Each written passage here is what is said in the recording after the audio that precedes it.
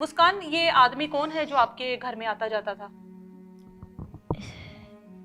लड़का है मीरबाज खान। अमीर अब्बास खान। हाँ जी। क्या लगता था आप लोगों का?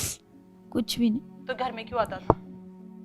नशा देने के लिए आता था। क्या करने के लिए? नशा देने के लिए। नशा देने के लिए? किसको नशा देता था? बाबा को। बाबा आपके नशा करते थे?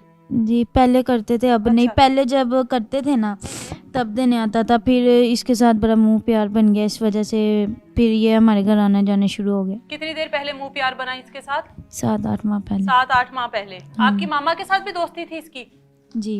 क्या किस किस्म की दोस्ती थी बेटा? इस बात का नहीं हमें इल्म। नहीं पता? नहीं। तो आपके बाबा कोई जुआ वगैरह खेलते थे? नहीं, अमीर अब्बास खेलता था? उसका भी नहीं पता मुझे। अच्छा, खेलता आखिरी था। बार आपके घर में क्या करने के लिए आया था वो? जब ये सारा कुछ हुआ है हम क्या घर करने नहीं थे, आए? हम घर कहाँ नहीं थे आप लोग? हम फ्रेंड की तरफ गए थे।